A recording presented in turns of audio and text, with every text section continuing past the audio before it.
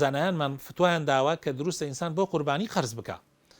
قەرز بکە بەڵام بەو مەرجە زەمانەتێکی هەبێ کە بیداتەوە بۆ نمونە موچەیەکی لە سەری مانگایداتەوە بۆ نمونە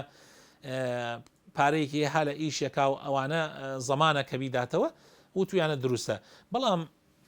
ینی کەوتویانە دروستە بە وەکو چۆن بڵێ وتوانە کەراهەتێکی توندی هەیە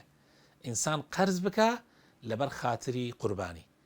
یعنی باشتر وایە ئینسان قەرز نەکا ئەگەر نەیبوو قەرز نەکا بۆ قوربانی بەڵام دروستە